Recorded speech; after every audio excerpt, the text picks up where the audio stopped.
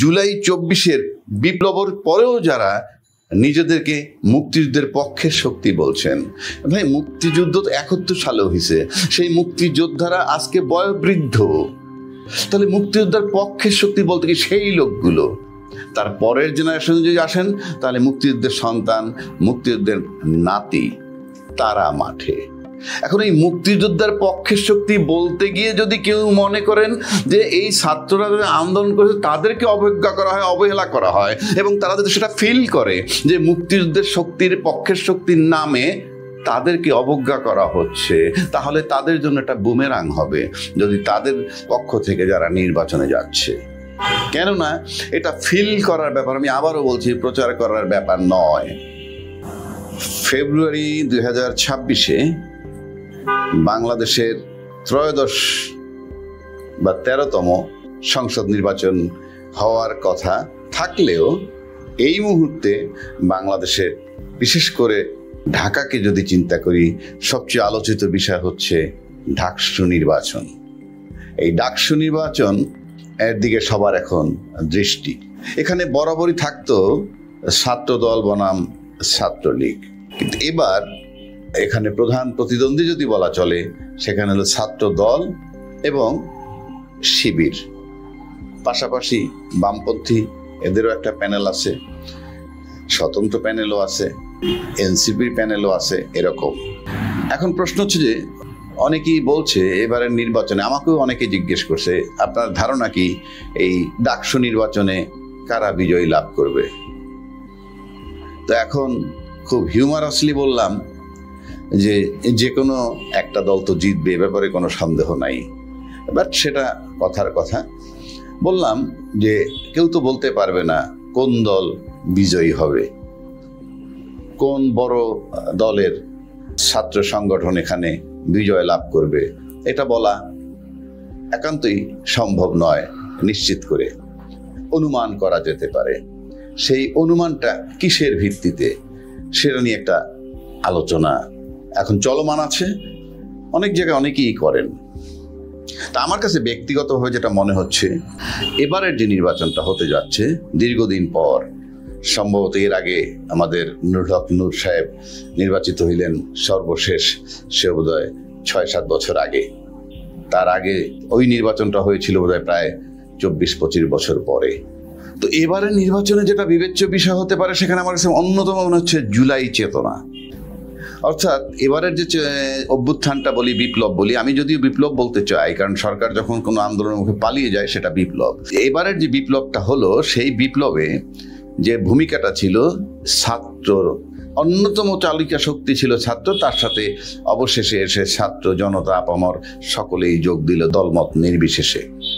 তো সেক্ষেত্রে এই মুহূর্তে আমার কাছে মনে হয় যে বাংলাদেশের প্রতিটা বিশ্ববিদ্যালয়ে, প্রতিটা কলেজে, ইভেন স্কুলেও যারা অন্তত 9-10 থেকে উপরের দিকে আছে, তাদের প্রত্যেকের ভিতরেই কিন্তু একটা জুলাইয়ের যে চেতনা সেটা তারা লালন করতেছে। এ ব্যাপারে ব্যক্তিগতভাবে আমার কোনো সন্দেহ নেই। কাজেই এই জুলাই চেতনা যারা ধারণ করবে, এবারের নির্বাচনের ফলাফলটা তাদের দিকেই যাওয়ার সম্ভাবনা অনেক বেশি বলে আমি মনে করি। এখন বলতে পারেন সবাই তো দলমত নির্বিশেষে সকলেই তো এটার ভিতরে অংশগ্রহণ করছে, তাহলে এটাকে আলাদা কিভাবে করা যাবে? এখানে ছাত্র শিবির আছে, ছাত্র দল আছে, বৈষম্য বিরোধী এনসিপি, বৈষম্য বিরোধী ছাত্রদের আছে, যারাই থাকুক বাম ফ্রন্টের আছে, তাহলে আইডেন্টিফাই করা যাবে কিভাবে? এখানে প্রচার করে কেউ কিছু আইডেন্টিফাই করতে পারবে না যে আমরা ছিলাম, আমরা এটা করেছি, অমুকে ছিল, এটা করেছি। এই প্রচারে কিচ্ছু আসবে যাবে না, কেননা এটা একেবারে তাজা ঘটনা, গত বছরের জুলাই আগস্টের ঘটনা। সেটা এই মুহূর্তে সমস্ত ঢাকা, চিটাগাং, রাজশাহী, খুলনা, বরিশাল, যেখানকার কথা, সব ইউনিভার্সিটি কলেজের ছাত্রদের মনের ভিতরে দাগ কেটে আছে, এবং তারা সাংঘাতিকভাবে বুঝতে পারতেছে বা তারা ফিল করবে যে কারা এটাকে সত্যি সত্যি ধারণ করে। এটা প্রচারের কোনো বিষয় নয়। সুতরাং এই যারা জুলাই চেতনা ধারণ করতেছেন, তাদের জন্য এই নির্বাচনের ফলাফলটা তাদের দিয়ে যাওয়ার সমূহ সম্ভাবনা আমি দেখছি। দ্বিতীয় জায়গায় আসি, অনেকে আমরা অ্যাকশনে দেখছি, অ্যাকশনে জুলাইকে মুখে বলেন জুলাইকে লালন করেন, কিন্তু অ্যাকশনে দেখলাম আমরা দেখি লালন করেন না। যেমন জুলাই 24-এর বিপ্লবের পরেও যারা নিজেদেরকে মুক্তিযুদ্ধের পক্ষের শক্তি বলছেন, ভাই মুক্তিযুদ্ধ তো 71 সালে হয়েছে, সেই মুক্তিযোদ্ধারা আজকে বয়োবৃদ্ধ, তাহলে মুক্তিযোদ্ধার পক্ষের শক্তি বলতে কি সেই লোকগুলো? তার পরের জেনারেশন যদি আসেন তাহলে মুক্তিযুদ্ধের সন্তান, মুক্তিযুদ্ধের নাতি, তারা মাঠে। এখন এই মুক্তিযোদ্ধার পক্ষের শক্তি বলতে গিয়ে যদি কেউ মনে করেন যে এই ছাত্ররা যারা আন্দোলন করেছে তাদেরকে অবজ্ঞা করা হয়, অবহেলা করা হয়, এবং তারা যদি সেটা ফিল করে যে মুক্তিযুদ্ধের শক্তির পক্ষের শক্তির নামে তাদেরকে অবজ্ঞা করা হচ্ছে, তাহলে তাদের জন্য একটা বুমেরাং হবে যদি তাদের পক্ষ থেকে যারা নির্বাচনে যাচ্ছে। কেননা এটা ফিল করার ব্যাপার, আমি আবারও বলছি, প্রচার করার ব্যাপার নয়। মুক্তিযুদ্ধের পক্ষের শক্তি হিসাবে শক্তির পক্ষে যারা থাকবেন, কিন্তু থাকার ফলাফল যদি এইটা দেখা যায় যে এনসিপি বা ছাত্র দল বা ছাত্রদের অন্যান্য সংগঠন বা ছাত্রদেরকে অবজ্ঞা করা হচ্ছে, তখন কিন্তু তাদের হিসাব নিকাশটা একটু ভিন্ন হতে পারে। খুব সেন্সিটিভ জায়গায় কিন্তু আছে, আমি বারবার বলছি। কারণ এই মুহূর্তে বাংলাদেশে জুলাই আন্দোলনের 24-এ যারা মুক্তিযোদ্ধা, 24-এ কোন মুক্তিযোদ্ধা? যে সরকার একেবারে দেশের মালিক, যে জনগণ তাদেরকে হত্যা করে, হাজার হাজার হত্যা করে ক্ষমতায় থাকতে চেয়েছিল, এই থেকে মুক্তি পাওয়ার জন্য যারা আন্দোলন করছে জুলাইয়ের মুক্তিযোদ্ধা তারা। এর মানেই না, আমি সবসময় দেখি এটা সুকৌশলে একটা অন্যদিকে টার্ন নিয়ে নেয়।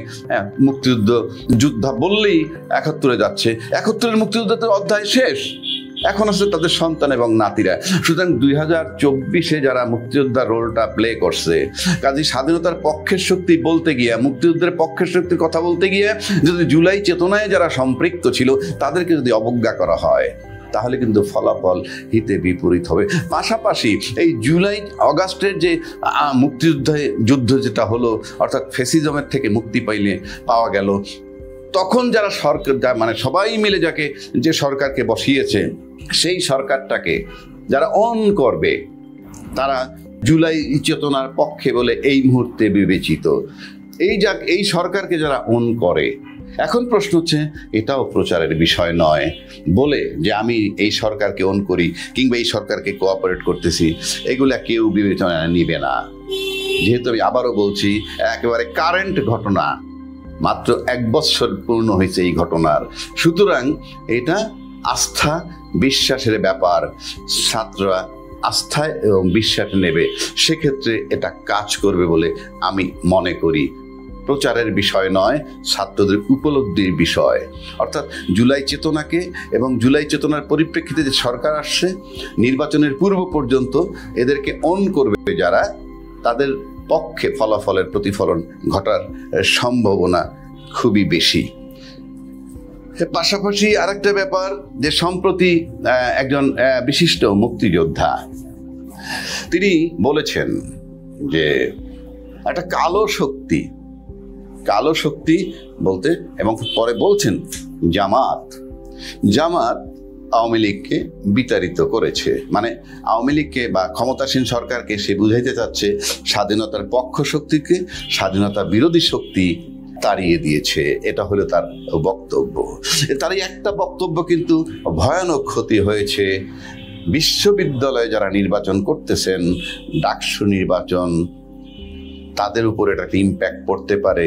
কেননা তার এই বক্তব্যে পরিষ্কার হয়েছে যে উনি ওটা বলতে গিয়ে অন্যান্যদের যে অবদান, সেটাকে কিন্তু উনি অস্বীকার করেছেন।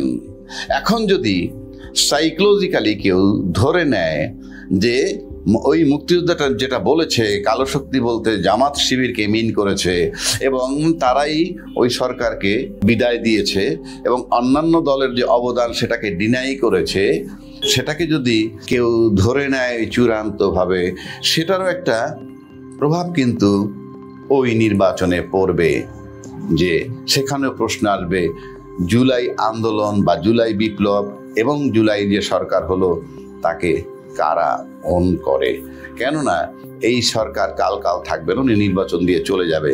কিন্তু যেহেতু বিপ্লব বা অভ্যুত্থানের পর এই সরকারকে আনা হয়েছে, সেহেতু এই বিপ্লব এবং এই সরকারকে যারা অন করবে তাদের অ্যাকশন দিয়ে, কোনো প্রচার দিয়ে নয়, আমার মনে হয় ডাকসু নির্বাচনের ফলাফলের প্রতিফলনটা পজিটিভ অর্থে তাদের দিকেই প্রতীয়মান হতে পারে বা তাদের দিকে চলে যেতে পারে বলে আমার কাছে মনে হয়। বাকিটা অপেক্ষা করতে হবে আসলেই কি ফলাফল হয়।